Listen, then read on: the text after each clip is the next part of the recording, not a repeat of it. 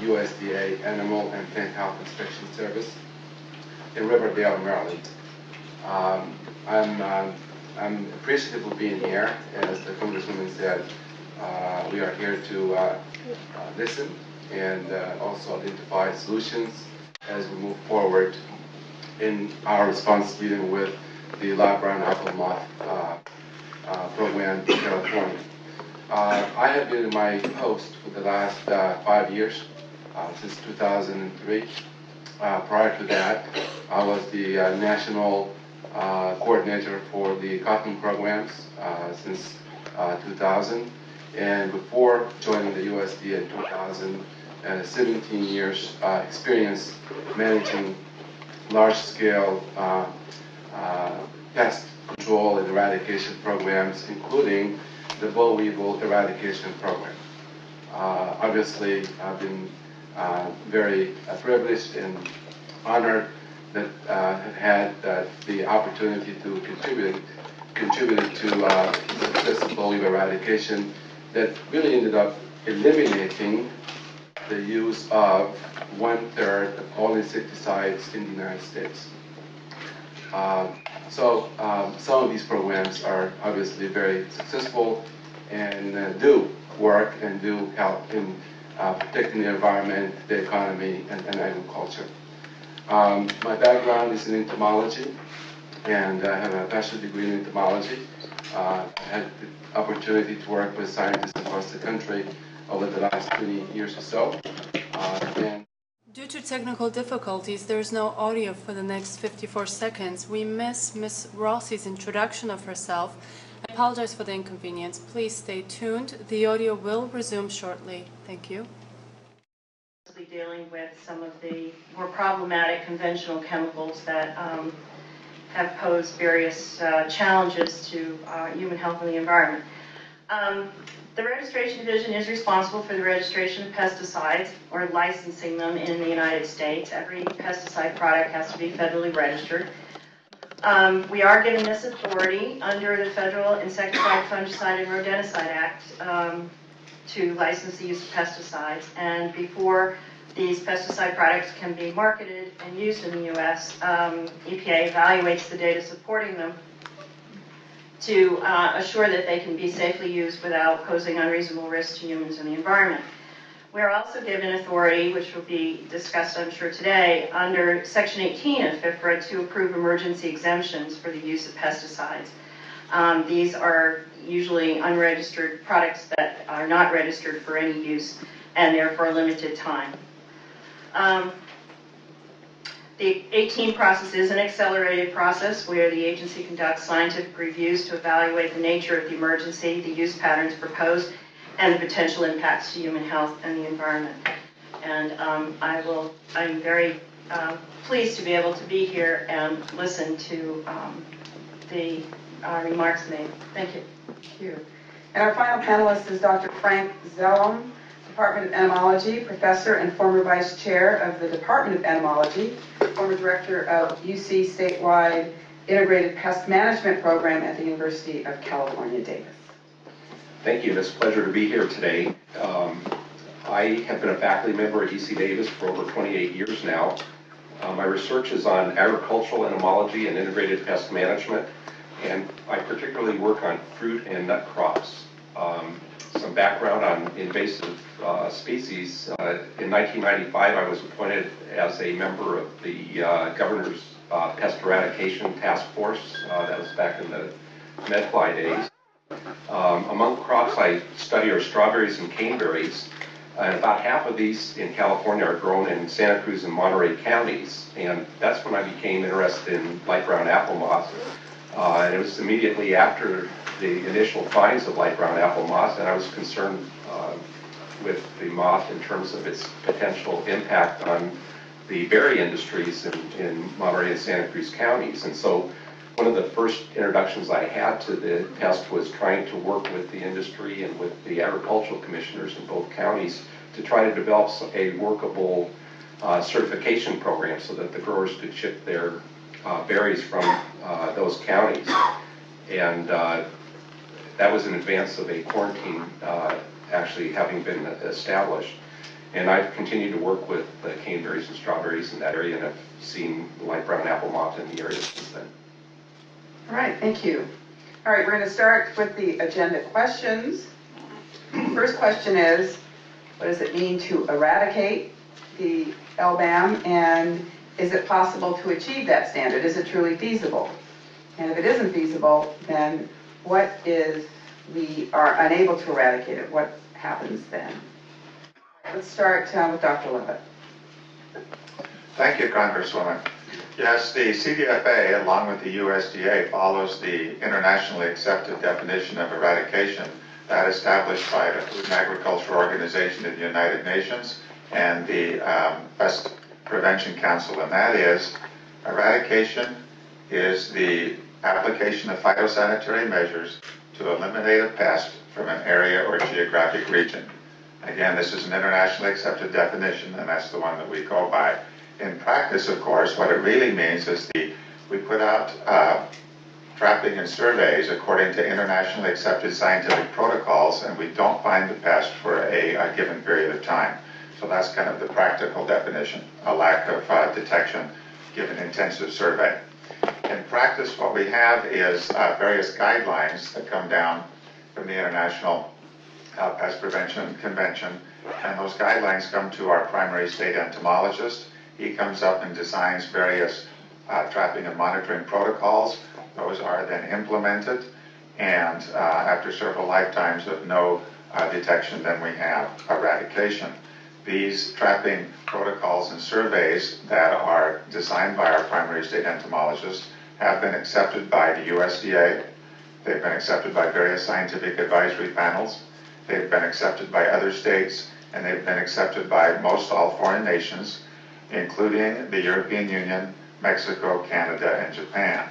So we believe that this is like I said, this is an internationally accepted standard, and we try and meet that standard.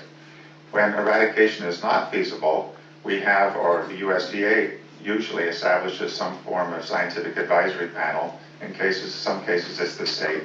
If they come to the conclusion that eradication is not possible, from the very beginning they're looking at alternatives and other alternatives. And in some cases we actually fund research to make new alternatives, and then it becomes a management program. So I hope that answers your question, Congresswoman. All right. Dr. Carey? Could I show You can do your slide. Okay. So, I've never known a doctor that didn't have a set of slides. well, I'll keep this brief, but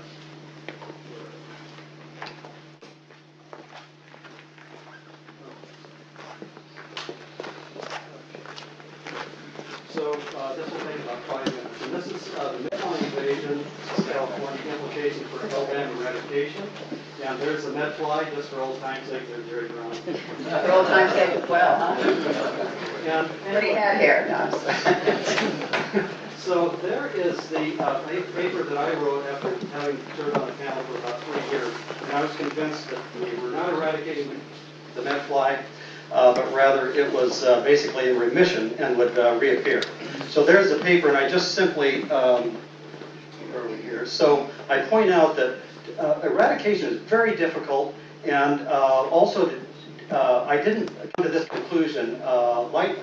It was you set a hypothesis, establish one, you look at the capture data, you look at the airport interceptions, you look at the captures in space, you look at the airport intensive inspections. And that's how I brought it together into this model where I felt that the medfly was established, and it's published in Science, it's vetted by the top scientists in the world and so forth. So any case, there is what I'm going to show here is just a series of slides showing how the medfly, we eradicate, or declared eradication, and then they reappear.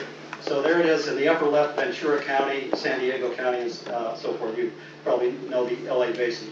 So there's the first captures in Venice, right in the LA Basin and so forth, in the San Fernando Valley. And so that notice here the medfly is present, the medfly is absent down in Orange County. Go to the next series of years, we have captures back in the same general area there. Medfly is absent in San Fernando, absent still in Orange County. They're 87 and 88. This is when I joined the panel. Right, there they are, reappear again. And notice the medflies reappeared in San Fernando Valley. They're still, they're present now in Orange County, the first capture in Westminster. I still remember that. Now we have 89, 90, huge outbreak. And so that now they spread or reappeared. Anyway, there's a medfly absent San Fernando Valley, present still in Orange County. There we are in 91, 92. Medfly's absent again, San Fernando, absent Westminster, but of course present throughout that LA basin and so forth, and Riverside County and so forth. 93, 94, there the medflies present. They blink back in San Fernando County, and they're present again in Orange County. There were 96, 97. You get the idea here. Present, absent, back in Orange County.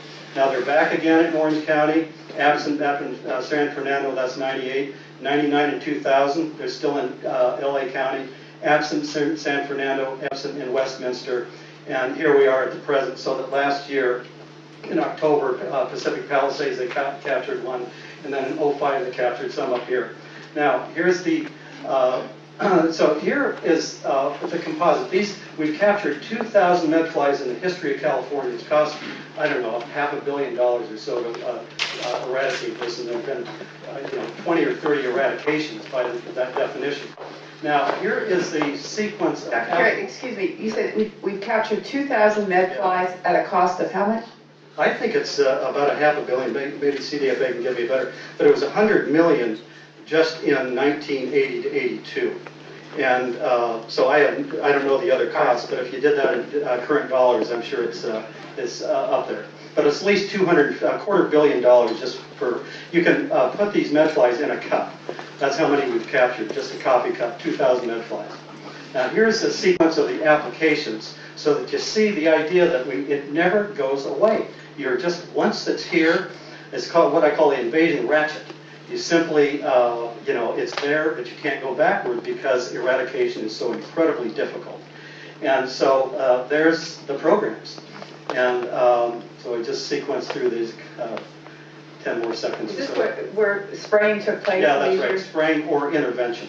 They stopped spraying in the mid-90s, and it's basically steriles now. So there it is. There's the most recent one down in Pacific Palisades. And so that here was the hypothesis. This is my concept of what CDFA is operating on, where you have colonization quickly increases to detection levels, they eradicate, it goes to zero, then it happens again, reintroduction. But in fact, what's really happening here, and all the data point towards this, is that really you have low-level populations, much like cancer. It's sub-detection levels, and then something pops through, and you eradicate. But anyway, you really don't get rid of it, and then a few years later it pops up again. You don't really have reintroductions, okay? Now here's, just to bring this together, we have the tapered fruit flies in California. This is what I call this ratchet again. They never go away. And that is the years in which we caught all these flies. And my prediction would be that every one of these is established. And when you have intervention programs through here, any of these, oriental fruit fly you catch virtually every year in many different locations. I plotted many of these right down to the backyard address, and at least the medfly and the oriental fruit fly. And they just keep reappearing. And these are declared eradicated in here, but in fact they're never really eradicated. They just keep reappearing. Okay. And so anyway, I have ideas here for how we can change the paradigm and so forth, and which we can discuss later. But there's the overview of right, the. thank you.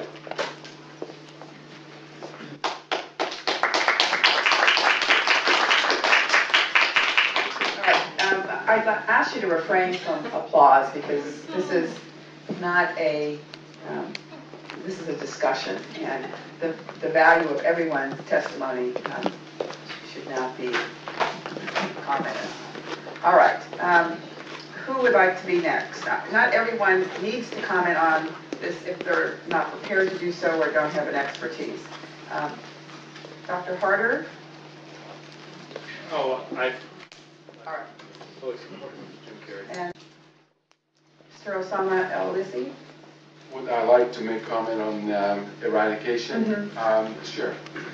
The question is, when we are confronted with an invasive pest in this country, especially those that have been introduced for the first time, the question we are confronted with, what do we do? And especially when you look at the potential economic impact of the past, the potential impact on the environment, potential impact on trade, potential impact on the ecology, the entire system. What we in the USDA and our cooperators across the country, such as CDFA and the public and the industries and the like, the question is, what do we do? And so what we do is that we bring the best science around, and we go out and reach all the way across the globe, across the world, and bring before them a very simple question: what do we do? And so based on science, we try to come up with the most reasonable approach. And in many situations, the advice we receive is to contain, to basically take no action. If past pose no economic impact or environmental impact or ecological impact, certainly in this situation we don't take any actions. And we have a lot of examples. Most recently, the sugarcane rust in Florida. We took no actions on that. On the other hand, when we deal with another past that has all these implications, then we have to take action based on what's being recommended by science. And sometimes it's eradication, and we have been very successful in eradicating a number of pests. And as I said, I've been very fortunate to have participated and provided leadership on bollweed eradication. And as I said also, the program in fact eliminated boll weevil from about 15 million acres across 17 states in this country. Now, it used to be widespread across the country, across the entire cotton belt, and now we are down to a very small area in South Texas. And as I said also, we've been able to prevent the use of 1/3 of all insecticides in agriculture in this country. A huge amount of insecticides, broad spectrum insecticides. So there is successful stories there.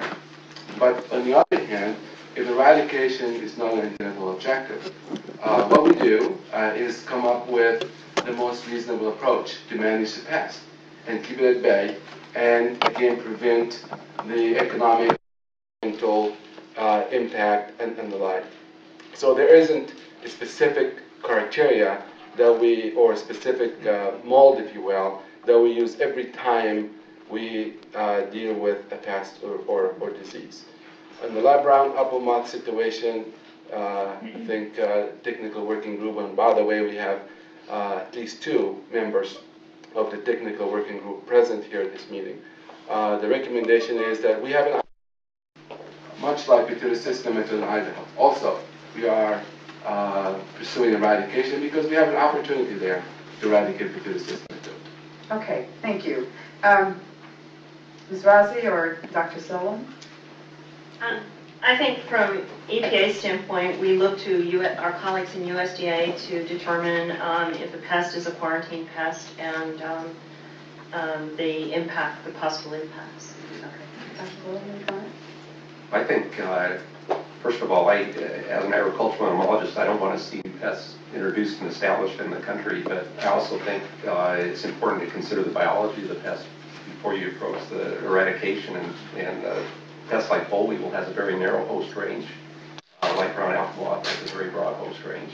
And it seems like you need to consider the biology and the extent of the infestation when you decide on an eradication program or not.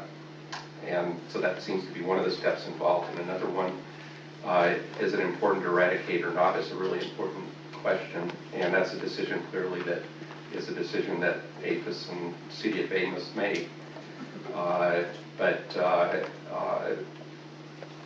You know, I guess as I've been working with light brown apple moth the last couple of years in the agricultural settings, I've come to the conclusion it's probably not as important a pest as a direct pest as it's purported to be, although it's still a big issue in terms of the trade, and I'll get that as an issue. Identify yourself. Sure. I'm Reen Carr. I'm chair. Why don't you come up to this microphone? Thanks.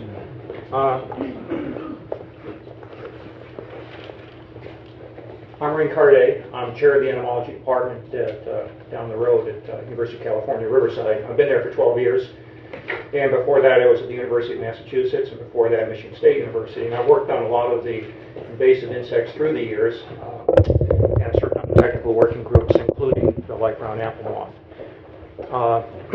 I guess I want to make one point. We're on this one question. One point. It's with regard to what Dr. Carey has provided as evidence on medfly. And since his paper in Science in 1991, there's been a number of studies, but particularly one in Molecular Ecology 2002, using what's called genetic fingerprinting to try and decide whether or not there have been multiple introductions. And that conclusion is that there have been they looked at 359 flies, and they decided there were 7 separate introductions. It does not discount Dr. Carey's theory that there might be some underlying low-level population, but we don't have any evidence that that exists.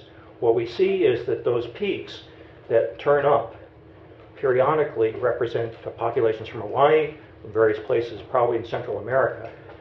So this suggests that these populations that were found and sprayed, or in this case a sterile male female release, were in fact eradicated. And I think that's a conclusion that many entomologists hold, and many entomologists also hold that in fact there have been these separate introductions based on the genetic evidence. Okay. Can I respond to this one? You can in a moment. Let's just hear from are there questions from people in the audience? I truly don't want this to become a debate. That's not what this is about. This is about trying to move forward. So for those of you that are interested in a debate, this is not the forum for a debate. This is a forum for moving forward. Yes. Roy Upton, LBAM liaison for Citizens for Health. And where are you from, sir? Santa Cruz, California, and we're in the center of the spray zone, which got me interested in this. The question I have is to clarify what the eradication definition is for LBAM. Is it 2 life cycles and no positive finds? And if that's the case, I'd like to hear from especially like Dr. Zalem or the other entomologists as to whether they think that's a valid measure of eradication. Dr. Lovett? Thanks, Fred. Yes, the eradication definition for LBAM is established by our primary state entomologist and agreed to by USDA and the Scientific Advisory Panel is 2 life cycles with no finds. And 2 life cycles depends a lot on the temperature. Wait a second. It appears to be 3. 3 with no finds. Okay. 3 with no finds. And each life cycle is about, depending on the temperature, between about 45 and 100 days. Right now, in the wintertime, it'd be more toward the longer period of time. All right. Anyone else have a comment on that? Dr. Carey? Sure. So the problem with these definitions is that you can't legislate. There's a expression: you can't legislate a pest out of existence. And so you can declare it eradicated, and for purposes of shipping commodities and so forth. But in fact, you never really you may not get rid of it. And I've served on the panel long enough to know that my guess, anyway, is that this is an ad hoc definition. Is that there's not a true scientific basis for it. It's rather ad hoc. And so, anyway, that's my views on this. By that you mean it's ad hoc to define it as 3 life cycles. That's right. Without identifying that. Where is the scientific foundation for 3 life cycles? And I would challenge anyone to identify that in the literature. And I know somebody asserted this, and just because it's published in the literature is one thing, but rather what's the scientific basis to say that 3 life cycles, and then we can verify that the pest is in fact eradicated. Well, if in fact the definition of eradication is based on a UN definition, why aren't we using a UN definition for what is in fact eradicated? What is the UN definition for eradication? For an LBAM? I believe the Scientific Advisory Panel has agreed with the 3 life cycles, as has the USDA, and it's according to the criteria that were set down by. But what does the United Nations say? I don't Do know. they not have a definition for what eradication is for LBAM? They do have definition for eradication, not particularly for the various pests and diseases, but as Dr. Lovett said earlier, basically the elimination of population from a geographical area. But I think what we're talking about here, with respect to the eradication criteria that's being implemented, it's more so of a functional criteria, if you will, as part of the operation of the program. So, for instance, when we go out and deal with, say, 100,000 acres, and the question is, do we continue to treat 100,000 acres all the time for the next, however many years? Or do we always go back and check and see what's going on with the population before we decide to go with future treatments or not, or additional treatments or not? So the criteria about the 3 generations is more of operational criteria to enable us to make decisions where and when should we go out and continue with our mating disruption prevention applications. All right, let me ask this question. LBAM is evidently established in New Zealand and Australia, correct? So it's not going to be eradicated there. So what steps do they take there? Does anyone know what they do on a regular basis with an established pest? This being the LBAM, yes. In Australia and New Zealand, where it's been introduced, it's native to Tasmania. They treat it on a per farm basis, and most of the costs are to meet zero tolerance quarantine restrictions imposed by the U.S. for export of materials. So most of it's dealt with on farm treatments. And what do you mean? Not to address the damage caused by the insect, but to meet the LBAM restrictions for zero tolerance for exporting to the United States. If they were going to produce fruit that's going to be sold in Australia, there'd be no restrictions on LBAM movement of materials. They're not attempting to eradicate it in either of those countries and never have tried. If I may. Sure. The only thing in Australia, of course, as any other, as our situation in the U.S., that we have an established past. We don't intend to eradicate it simply because it's established, widespread, therefore we don't, eradication is not a tenable objective. In Australia, what they do is that instead of eradicating, obviously they try to manage it. But one of the requirements before they're able to export any of the live brown apple moth host commodities to other countries, not necessarily the United States, i.e. Canada, they are required to fumigate those commodities to ensure that they are free from live brown apple moth before they are able to export to Canada, for instance. Aren't you saying the same thing? Yes. Okay. All right. Let's not try, unless you have a dispute about something, let's try and move this along, all right? I'm going to go on to any other question on eradication. All right. All right. If we're going to spend 40 minutes on just the first question, we're never going to get through this whole program. Question. Can I ask a question? I was going to have this gentleman first, Oh. and I'm going to start from this side of the room and move this way. Hi. Thank you for having this meeting, Congresswoman Speier. My name is Michael Lindbergh. I'm from the Monterey Peninsula. Dr. LBC, we've talked on the phone before. Nice to see you. You mentioned the importance of science and basing decisions on science. I just want to make a comment that the public would be much more comfortable with the science behind this if it were peer-reviewed and if the scientists involved were truly independent of the situation and not beholden to any special interests. Thank you. All right. Anyone else with a question on the term eradication? In the back of the room. And if you're making statements now that aren't focused on the narrow area we're looking at, I'm going to ask you to sit down and wait to general comments. Yes. Anne Maurice, Ad Hoc Committee for Clean Water, Sebastopol. I drove a long way. I understand that there's a working definition of eradication, and that's the 3 life cycle issue. How do you prevent, if we succeed in eradicating something for 3 life cycles, how do you prevent the insect from being reintroduced? Who's responsible for inspections and so forth at the borders? It's a very good question, because I think that's where USDA comes in, and where a lack of inspections at airports kind of spend the money on that kind of an activity than on some of the efforts we undertake to eradicate, to tell you the truth. But let's just have commentary from those of you that might have a comment on that. You know, they did the conventional wisdom when I was on the panel was that the floodgates were open for the medfly to be reintroduced in Hawaii and so forth. And when you go to the interception data at the airports, it's not borne out. And so that you look at there were from over a 10 or 15 year period, there were 5 medfly interceptions. That's just interceptions at the airport. Period in SFO and LAX.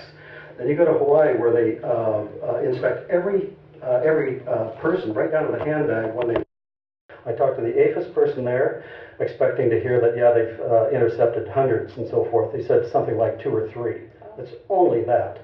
And so that these are not in the pipeline. And that's where it's, you know, this larger picture, just to assert that they're being eradicated or to assert, you know, sort of the eradication or what, that without bringing all these different parts together where they are coherent, into a coherent argument. Because if they're not in the pipeline, but they're reappearing and so forth, then what's wrong? In fact, that would argue that they're not being reintroduced, but in fact are homegrown. All right. Any other comments from the panelists? Yes, Dr. Thank you, Congresswoman.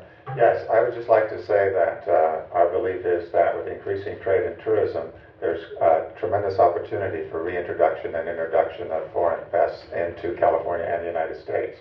And that if we have your support in bolstering and strengthening the border protection and making them more secure, that would help keep these pests out and eliminate the need for eradication. Well, here's my position. I want to use our money wisely. So you provide me data to support checking every handbag and every piece of every bag at the airport, and I'll support it. I've gone through the international terminal at SFO probably 10 different times. I've never been checked. Most people aren't checked. They stand there with that machine, and maybe 1 or 2 people in a plane full of 350 people are actually checked. So either Dr. Carey is right, and it's not going to make any difference, or if you believe that that's an important component, you show me some evidence, and I'll introduce legislation to require it. Okay. I'd just like to say that we think the deterrence factor is an important factor, and we'll get back to you on that. Okay. Can I make a quick comment? No, we're not going to have you make a quick comment. We're going to just ask some other members of the panel. I'd like to add, in the case of declaring an eradication, specifically for light brown apple moth, none of these other insects has been mentioned. In the case of light brown apple moth, it's extremely hard to monitor the populations. I have personal experience with light brown apple moth infesting an area which has been inspected by USDA, declared that these are light brown apple moth, and I had a trap within 20 feet of this bush and was unable to catch any emerging adults from that area, never treated, but I moved the trap closer to the bush to see if I could actually get one to go in, and I eventually did by putting it 5-6 feet away from this bush. So the protocols and the theory behind monitoring insects is extremely complicated. And the case of the light brown apple moth, some don't fly more than 10 meters in their lifetime, let alone if you have a trap 100 feet away, it's never going to reach it. All right. I think the way we're going to handle this, all of you who want to ask a question about eradication, come up to the microphone right now and line up. And you're going to each ask your questions. I want the panelists to take notes, and then those of you that want to respond to it can. Thank you, Congresswoman Speier. My name is Jeff Rosendale. I'm a nursery owner and grower in Santa Cruz County. And my question is, actually, I've seen a posting recently on the CDFA website that states that the eradication program for light brown apple moth will last until the year 2015. So I want to know if, in fact, that is a valid estimate, and if there's any elaboration on that. Thank you. Thank you. Yes. My name is Unique Phillips from Sonoma County, and obviously Sonoma County, great county, the so-called crop that LBAM attacks. And I was very concerned about this in Sonoma when it first occurred. And I called dozens of grape growers in New Zealand and asked them what they do about LBAM. They told me that, many of them told me they don't do anything. Some of them told me that they compare LBAM to aphids. Some of them told me that occasionally they'll spray BT if there's maybe a bigger population. Many of them were completely shocked that our agency would be spraying people. My question is, have any of you spoken to New Zealand farmers where this insect has been living for over 100 years? Thank you. Next question. My name is Mike DeLay. I live in the Monterey Peninsula.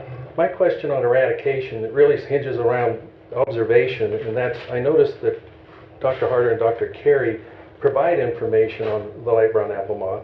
Dr. Carey's is several years ago. Dr. Harder's is more current. Does the CDFA USDA have any actual empirical data, any information as to what the light brown apple moth is, how long it lives? Is there anything at all provided that's direct information on light brown apple moth and its living habitats? All right. Okay. Thank you, sir.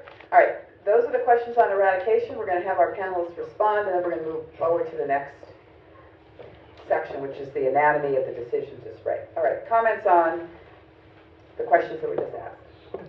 Thank you, Congressman, for the opportunity to respond. In response to the question about the year 2015, of course that's a projection, but as you know, one of our moving forward things is to change to the sterile insect technique. We've had a lot of progress in the development and research that support this technique. We'll be releasing sterile insects starting in 2009. These overflood the natural insects, the natural moths, and stop the population from reproducing. We think this is a real breakthrough, and we hope to have it up in full production by 2011, leading a few years after that to eradication. And what's the cost differential between spraying and introduction of sterile? I believe, we'd have to get back to you, but I believe they're approximately the same. The sterile, we have a lot of experience with the sterile insects, sterile moths, and sterile insects in general. Right now we have a Mediterranean fruit fly program in which we release sterile fruit flies, Mediterranean fruit flies, to suppress and eradicate those populations. We have a pink bollworm program and a Mexican fruit fly program, and they're all in conjunction with the USDA. And so we know the technology, we know how to make it work. We're adapting it to this particular moth, the light brown apple moth. And we believe that it is a cost-effective way to go forward. All right, New Zealand survey, have you done one? New Zealand survey, we depend on the technical working group, the independent panel of experts put together by the USDA for that information. Okay, empirical data? Again, technical working group, there's published data on the light brown apple moth worldwide, and they survey that, and the USDA on that technical working group, and Osama can comment that, finds the world's experts on insect eradication and this particular moth. I have a comment on the grape issue. Yes. I work on grapes, and I actually have written the leaf roller chapter of the Grape Pest Management Manual the University of California puts out. And we already have 2 native leaf rollers here in California, a omnivorous leaf roller and orange tortrix, that are important grape pests. And basically the life cycles are exactly the same as light brown apple moth, and I anticipate you'd have exactly the same sort of damage from light brown apple moth that you would have with those 2 species. And that's the type of damage that they see in Australia and New Zealand as well. And all I can say is that we've managed those pests rather easily in the vineyards anyway, and I would anticipate that whatever IPM program that we're using currently in the vineyards will be used for light brown apple moth. And the biggest concern again is just the shipment of the grapes out of a quarantine area. And if they're processed, if they're wine grapes and they're processed in the area, it shouldn't be a problem at all. She wouldn't be moving them out of the area. It would just be transporting them out of a quarantine area. All right, Mr. Lindsay. Thank you, Congresswoman. A couple of things. With respect to the New Zealand experience, we have communicated with New Zealand on many levels. And we've engaged their technical subject matter experts. In fact, 2 of the New Zealand subject matter experts serve on the technical working group. And they have provided us with their professional opinion regarding the situation, live brown apple moth in New Zealand, and based on their first-hand experience and technical knowledge, they made a recommendation to move forward in dealing with the live brown apple moth in the U.S. And that is based on empirical data, and that's across the board. We couldn't possibly sit down and make any kind of recommendations or decisions without having the information. The ecology of the past, the biology of the past, the potential economic impact, and all this information before a decision is made. Now, we'll be more than happy to provide detailed information, reams and reams of data as to what the population dynamics, and how the population evolved over time. We have all this information. We've gained a lot of experience in California as well. So that's one thing about New Zealand. With respect to grapes and the host range, again, when live brown apple moth was first discovered in California, we've engaged New Zealand, Australia, and other countries where this pest is prevalent. And we asked them to provide us with a list of the hosts. And that's how we actually identified the hosts. The host list we currently have in the system, websites, and others. So I hope that kind of... All right, Mr. Ellis, I'm going to ask you this. I'm going to submit a letter to you, and I'm going to ask a series of questions about how New Zealand handles the light brown apple moth. And I'm going to ask you to respond to those questions, and then I'm going to put them up on my website, and I would hope that you would put them up on your website. Okay? And that's how we'll get our survey of New Zealand. All right. Let's move on now to the anatomy of the decision to spray. Most of these questions are really addressed to USDA and CDFA, so if we can just move through these fairly quickly. I think most of them are not in dispute, but who knows? When did USDA, CDFA realize the moth was in California? Congressman, thank you for the opportunity to respond to that. The CDFA first became aware that the light brown apple moth was in California when 2 moths were found in a trap in the backyard of a retired entomologist in Berkeley. And they were confirmed in February 2007 as the light brown apple moth. And this was the first record of this moth, the light brown apple moth, in the United States. And we have checked with the Smithsonian Institution, which is the National Entomological Collection. We've checked with the University of California collections and other state and university collections. And again, there was no record of this moth in California before this was found in 2007 by this retired entomologist. So let me get this right. If that retired entomologist didn't have a trap in his backyard, we might not know today that there was a light brown apple moth? Eventually, because the population was very sparse at the time, eventually the population would have increased and other amateur entomologists would have found it. What else has he found in his backyard? He's been doing this for 20 years, and he has found a lot of insects, yes. All right. Who made the decision to spray? After the light brown apple moth was found, and it was confirmed that it hadn't been in any official insect collection anywhere in the United States, then the CDFA, when it has a decision tree, and part of that decision tree is deciding whether an insect is important, and that goes back to the USDA's listing or non-listing of insects. Also, we start to gather information, and we start to talk to technical experts. We begin an economic analysis, and we start looking for the various options. Some of the questions that are asked, you can find a copy of part of this in the Glassy Wing Sharpshooter Environmental Impact Report. Questions that are asked is the insect or is the pest important? Are there tools that can be used to eradicate it? What are all the alternatives to eradication? Is eradication feasible? We consult at this point with the USDA, with some of our trading partners. And many times the USDA will start putting together a technical working group or scientific advisory panel, which we then listen to.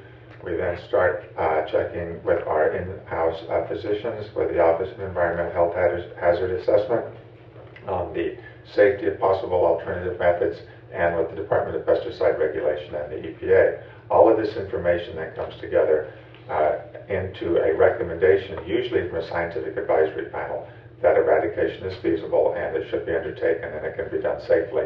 That all goes to the Joint Secretaries of Agriculture, that is of the California Department of Food and Agriculture and the USDA, and a decision is made to start an eradication program. Now, are these in regulations or in California statute or just informally the protocols used by the department?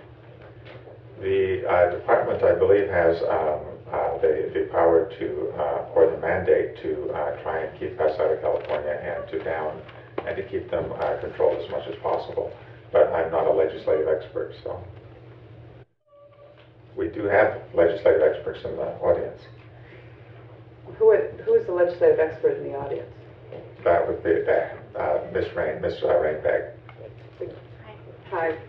I know that I'm aware of the code section regarding our exemption authority as well as the notification requirements, but I'd have to look for the code section on the process for the reviewing of the pest. I don't know if USDA has that process and regulation as well. All right, so what I would like to have from you is a letter that spells out to what extent this process is incorporated in statute in California and how much of it is regulatory in nature, or if not regulatory, is it just informal processes that are utilized by the department. I think that would be helpful to us. So in this case, there was an environmental impact report done. Okay, the CDFA is a full supporter of the CEQA and the NEPA process, NEPA being the National Environmental Policy Act. This is a joint program, and the USDA started doing all of their environmental assessments before a joint program is done. An environmental assessment is done by a USDA toxicologist and environmental scientist. That includes consulting with the U.S. Fish and Dr. Wildlife Lovett, Service. you know what? You need to answer the question. So, was there an EIR or EIS done? Not at the beginning. It's being done at this time. Okay. Typically, then, there is not an EIS or an EIR done? Typically, during an eradication program, they're done concurrently. They're done while you're spraying? Correct. All right. So, please refrain from comment. So it would take statutory language to require that an EIR, EIS be done before eradication unless there's an establishment of an emergency then? Well, under the CEQA, establishment of emergency is an exemption from CEQA, and that's why the law, we believed, allowed us to do it concurrently. I believe with the current judgments from the court, that's under review. All right. USDA? In the USDA, just going through the life cycle very quickly of the emergency itself. Once we are encountered, we're confronted with a pest, and the technical working group and subject matter experts have made the recommendations to go ahead and respond. Then the next step is that within the USDA, the agency sits down and looks at the economic importance, environmental, regulatory, and the like, and the decision is made to whether to respond or not. Once the decision is made to respond, as part of our response, we actually start implementing our commitment to the National Environmental Policy Act, NEPA, by conducting an environmental assessment. And this is done in advance of treatment. And in fact, in the live brown apple moth, we have APHIS conducted several environmental assessments before any of these treatments have taken place in any of those areas. In fact, I counted this morning, we ended up conducting about 16 environmental assessments and concluding that the pheromone is safe based on the information gathered from EPA and other agencies. And so that's part of our decision-making process. Now, forgive me for having a bias, but I will express that I do have a bias and then ask my question. My experience with the USDA from my very early days as a member of the state legislature was that the agency, for the most part, is there on behalf of the industry and only as an afterthought on behalf of the public. Now, it is a bias, and I will represent that, but in an effort to try and get nutritional guideline labeling on packaged products, very early in my career, it was USDA that was really preventing us from moving forward. When I was working on the issue of having the public have access to tainted food products, when our state signed an MOU with USDA to share information about tainted meat and produce, but required California not to share the information with the public, I was pretty astonished, because it is all about making sure the industries continue to flourish, which is important, but oftentimes at the expense of the consuming public. So when we were dealing with mad cow disease, when we were dealing with outbreaks of tainted meat and poultry, I mean, I actually had to come up with a piece of legislation to get around the MOU so that the public could be made aware of the fact that there was tainted meat in the marketplace. And you know, most recently we've had that problem. So with that as a backdrop, I want you to tell me how can we be, what kinds of protections do we need to put into law to make sure that USDA also recognizes that the consumer is a very important part of this equation? Thank you, Congresswoman. And it's very unfortunate that we had this experience. In the Animal and Plant Health Inspection Service, which we don't deal with meat or food or anything like that, what we do is basically follow the National Environmental Policy Act. And here we have in the audience, as a matter of fact, Dr.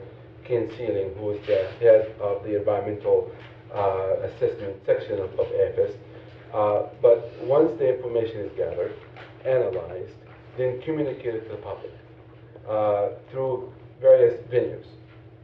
Post the information on our website, newspapers, and the like, public meetings. And this is before you make the decision to eradicate it? Correct. All right, so there is a public dissemination. I'm sorry. Before we make the decision to go out and treat. So the information, I'm sorry, I didn't mean to interrupt. That's fine.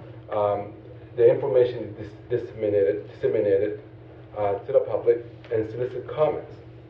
And we've received comments on each of those environmental assessments. All right, let me stop you a minute. My understanding was that when you sprayed in Santa Cruz, that it was a surprise to everyone. So was this notification process utilized before spraying in Santa Cruz? That's correct. All right, well, let's get through this and then we'll have public comment. So is there room for improvement? I'm sure there is. Always room for improvement. But the process that was implemented, that we solicited comments from the public, and all this information was received, analyzed by our subject matter experts, and then the decision is made. So are these technical advisory committee meetings public? Yes. And with CDFA as well? Or are they typically... The scientific advice, the technical advisory group? Yeah, it communicates to the public. There are some public sessions, there have been, and all the minutes are put on the USDA website. So they aren't public meetings?